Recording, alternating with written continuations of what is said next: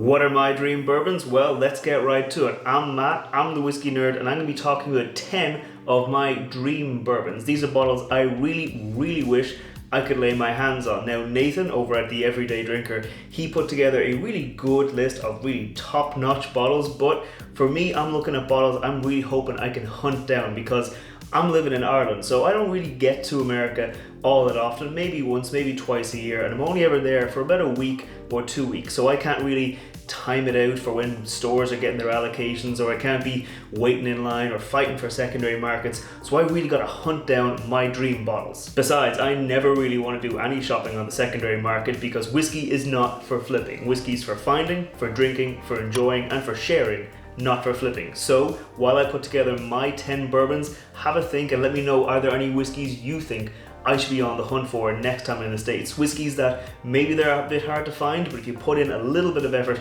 you can definitely find them. First off, and I'm just going to get this out of the way, Pappy. Whether it's Rip Van Winkle or the Pappy 12 or the rarer, more expensive options, you know I'm going to be looking for a bottle of Pappy. If I see a bottle of Pappy on a shelf, I'm getting it because I need to know what that tastes like. I need to understand what the hype is, if the hype is real, and so I can enjoy it myself. I know most likely I'm gonna have to just settle for getting a glass of it at a bar or at a restaurant or somewhere where I can enjoy it, but if I can find it, you know I'm getting it.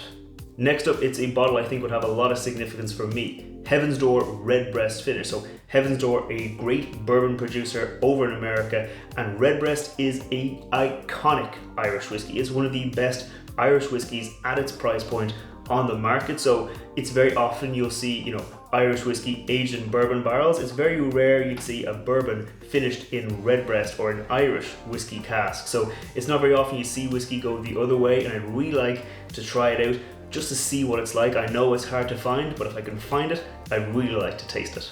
Next up, it's E.H. Taylor Barrel Proof. This whiskey just sounds amazing. It sounds like it's so tasty, so full flavored, so full bodied and very rich. But hell, I even settle for the E.H. Taylor regular version because from what I can see online, that's a $60 bottle of bourbon.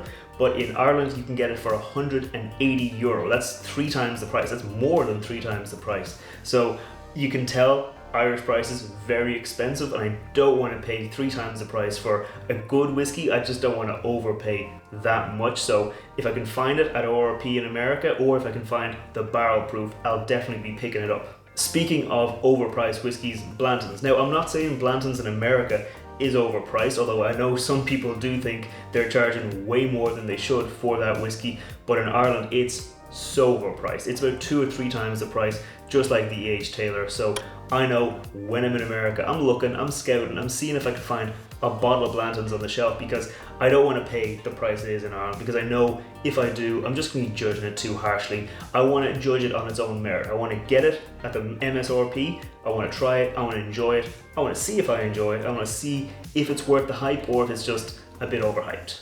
Next up, it's a bottle I know I'm going to have to be lucky to find, Russel's Reserve 13. I know this is a limited annual release, so I'll have to kind of time out my trip well, or just be lucky enough to find a bottle on the shelf, but every description I can find of it just sounds so good. I'm a bit of a fan of Wild Turkey, and I know this is going to be like Turkey, but 10 times better. It just sounds very good, sounds very flavorful, and I just really want to try it out, but I know I'm going to be lucky to find it. Another bottle I'd need to be lucky to find, George T. Stagg. This is part of the Buffalo Trace Antique Collection. Hell, I'd settle for Stagg Jr. I just want to try some of these whiskies because they're just so hard to find outside of America. And even when you're in America, you do have to be looking for them. And if I can find myself any of the Stagg bottles, I'll definitely give them a try because it's just one of those things. I want to experience it. I'm tired of listening to people describe whiskeys. I want to taste them for myself. Speaking of whiskeys that I want to try for myself, it's Weller Antique 107. This is a bottle that actually was sold at the MSRP in Ireland when it was in stock. It's now completely out of stock, and I'm kicking myself I didn't buy a bottle when I had the chance, because I know now it's much more expensive, especially on secondary markets in America. It's one of those bottles that I just keep looking back and I said, why didn't I buy that bottle when I had a chance, when it was in stock? I should have given it a try, because it's going to be very hard for me to try it for myself, and I just want to know if I missed out or if it was worth my while. One that I really hope will be worth my while is Eagle Rare 17. Now, Eagle Rare 10-year-old, the standard edition, is actually pretty plentiful in Ireland. It's pretty easy to find, and it's actually at a decent price. It's actually at close to the MSRP, so it's not too expensive. I use it as my bourbon when I want to show people what a bourbon can do when it's got a bit of age, when it's got a little bit more kind of character to it. It's definitely my upgrade bourbon, so if I can find a bottle of Eagle Rare 17, I really want to see what my upgrade bourbon is like when it's been upgraded. One thing I love about whiskey companies is when they start experimenting, and for that I'd love to try the Maker's Mark FAE series. I'd love to try any of the FAE series, but ideally if I could get them all, I'd really enjoy that. So what they've done for the FAE series, they've added different woods to the finishing process to give kind of a different characteristic, a different kind of profile and dimension to the whiskey while still retaining that core of Maker's Mark. So that's just one thing I'd love to try out. I'd love to see what a whiskey company does when it starts experimenting.